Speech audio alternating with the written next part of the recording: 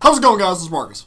Okay, so I'm about to lose my fucking mind because Cartoon Network just dropped another promo out of nowhere for Wanted. I swear to God, they stay catching me off guard, but it's a lot more exciting this way, to be honest. Some of the scenes in this promo are repeats of what we saw in the first promo, as a forewarning. Not saying that's bad, because the first Wanted promo did the same thing with showing parts of I Am My Mom.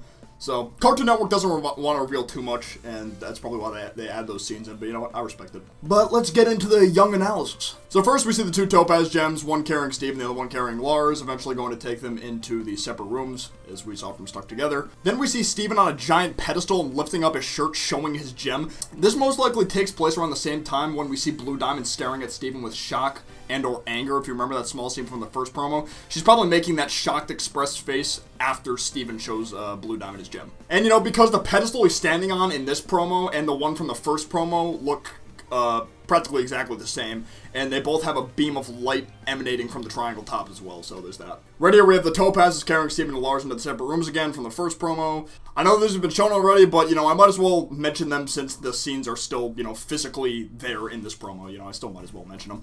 And from the start of the promo to where the door behind Steven closes, someone is narrating, and they're saying, Rose Quartz committed a crime so unprecedented that one can't help but wonder why. And we find out that this voice belongs to Moonstone. I know her official name hasn't been revealed yet, but for the time being, I'm going to call her Moonstone because that's what the majority of the fan base thinks her gem is. We see her scolding Steven, saying, what did you think was going to happen, Rose Quartz? As soon as that door opens, you're going on trial. I really like her voice, though. It's quite fitting to how she looks. It sounds like she's voiced by Amy Sedaris, who voices Mina from Star vs. the Forces of Evil, but, you know, I could be wrong. And while she's talking, cuts to Blue and Yellow Diamond being summoned at the same time, and each of their pearls doing a nice little dance pose. It's actually pretty cute. So, just this small part of the promo alone has me thinking a lot of things. First, I want to talk about the little monologue narration that Moonstone was having in the beginning of the promo. That statement she made seems like something a lawyer would say to a judge as an opening statement, questioning why the defendant would commit such a crime to justify the defendant's actions to help prove them innocent or not to get too bad of a punishment. So this is leading me to believe that Moonstone might actually be Steven's lawyer for the trial. Also, if you look at the screens that Moonstone has set up, we see a picture of Rose with her sword. So I'm assuming these screens show just a general file on Steven's mom, you know, her history with Homeworld, etc. And now that we have a closer look at Moonstone's model, her gemstone is in her, like, collarbone area, and it looks like the center knot of a bow tie. You know, that's a really cool design. I like it a lot. Another reason I see Moonstone being the lawyer for Steven is not only does she seem really nervous while she's, you know, telling Steven he's about to go on trial, implying her nervousness is because she has to be the lawyer defending someone who shattered a diamond. But if you look at the background of the area where the diamonds are summoned with their pearls in the background and flooring from when we first saw Moonstone in the first promo, it's exactly the same. So I believe the sequence of events that'll happen in this part are as follows. The door opens after Moonstone finishes, you know, scolding Steven. Both of them go inside the next room. Then it cuts to the part where Steven is sitting down and Moonstone is on her screens, you know, using the screens to summon the diamonds and their pearls. Then the part of the floor where Steven is sitting on rises up to the diamond's eye level where Steven meets Blue Diamond face to face and shows her his gem. If I get this right, I'm going to be feeling myself.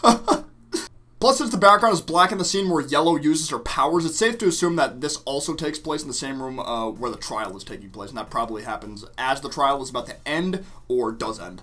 Dude, this picture right here is one of the money shots. I don't care. Yellow and Blue Diamond look so badass right here. I'm literally shaking. I got goosebumps, man. I got goosebumps. Right across the Yellow Diamond saying, you stood your ground on that little speck called Earth, but you're in our world now. Oh my god, I'm gonna lose my shit. You're on our turf now, Rose, and we can do whatever we want. We got Steven and Lars right here running, and the ruined palanquin behind them. I think this area that they're running in is the area they landed in after, you know, they jacked Blue Diamond's palanquin and they were falling from the heavens in the first promo. I think after they're done, you know, falling from the heavens, they land in this part of the, part of Homeworld and they start running after the palanquin crashes. Right here we have money shot number 2. Lars is going in right now, man. Oh my god, this man's balls have finally left his insides. His balls are no longer inside of him. They're out. They're physically out in the open. And he's fighting for his life and earth. Look at him go, dude. God. Lars is going to be the MVP, I'm telling you. There's no way he's dying. You know, some people still think he's dying. He's not dying. No, not happening. That would be the biggest slap in the face if he becomes, like, a lot more of a brave character and more, generally liked by the, overall fan base. And if they kill him off after that, that'd be a joke, man. No way, Jose. This part of the promo, we see Steven crying with a giant kindergarten in the background. I don't know what he's crying about, but I'll bet every dollar I've got it's not about Lars dying. Then it cuts to Steven putting his hand on Lars, telling him it's okay to be afraid, and God, I love this part so much. This right here, this part, is when Lars just actually stops giving a fuck for once in his life. Like, you can just see the expression in his face, man. He does not care anymore. He's like, I'm ready to go. Then the promo ends off with a part from the first promo where Steven says, whatever Homeworld has in store for me, I'm ready. Oh my god, dude. I cannot wait. I'm sweating buckets. This is going to be so amazing. Only 5 days. 5 days. Not even a week left. It's... Oh, this is going to be the best Steven Universe special we've ever had. I'm calling it. There's no way. There's no way. There's no way this is going to be bad. It's factually impossible for this special to be bad. But yeah, that is going to be it for this video, though. Thank you guys so much for watching. Hopefully you guys enjoyed. Be sure to leave a like down below if you did enjoy. And if you're new to the channel, subscribe. And I will see you guys next time. Peace out. Take care. Bye-bye.